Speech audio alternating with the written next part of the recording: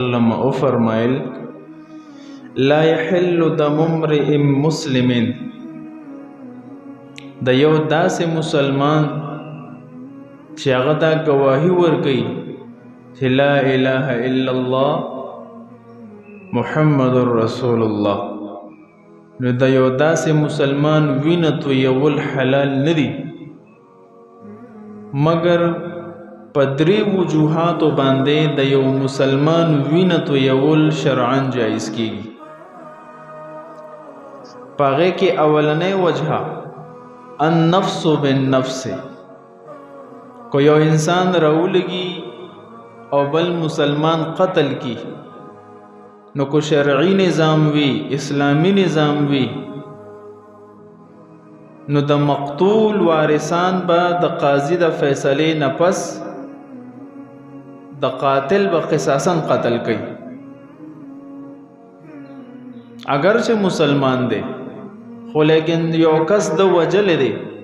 د دې په بدل کې به قصاصاً دا قتل کیږي او دا د شریعت حکم دی. دویم والسیب الزانی، هغه سړی چې واده کړی دی او دا د زنا مرتکب شو، هغه ښځه چې واده شوې ده هغې نه پس د زنا مرتکبه شوه او ثابت هم شوه پې، د دې نه پس به د قاضي د فیصلې نه پس دا دواړه به په کاڼو ویشتلی کېږي، رجم کېږي به، او په کاڼو کې به د دې نه ساه ویستلی کېږي. اگرچه مسلمان دی خو د شریعت د حکم مطابق د دې قتل لازم دی. دریم والمارق من الدین التارک للجماعه، هغه سړی چې دین اسلام پریږدي مرتد شي، د مسلمانانو د جماعت نه بالکل جدا شي،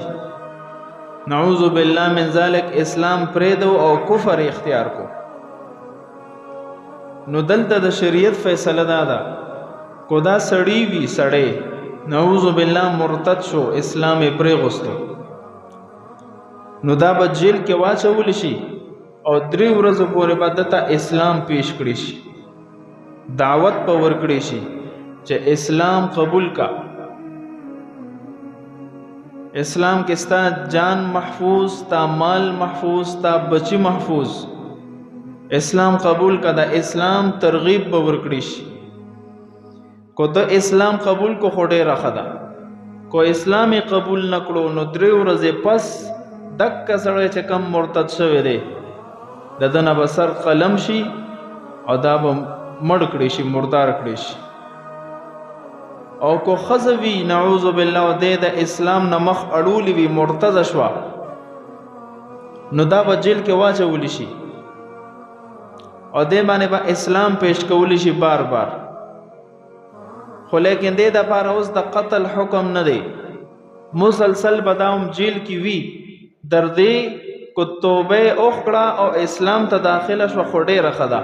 ورنه به دې جیل کې به وي تر دې چې مرګ وله راشي. نو دا 3 قسمه کسان داسې دي چې شریعت د دې قتل جایز کړی دی. د دې نه علاوه په یو صورت کې هم د یو مسلمان وینه تویول دا ناجایز دی، ګناه کبیره ده. آیات مبارک کې الله رب العزت فرمایي ومن یقتل مؤمنا متعمدا، څوک چې یو مؤمن ناحق قتل کی، قصدا عمدا ناحق قتل کړو، فجزاؤه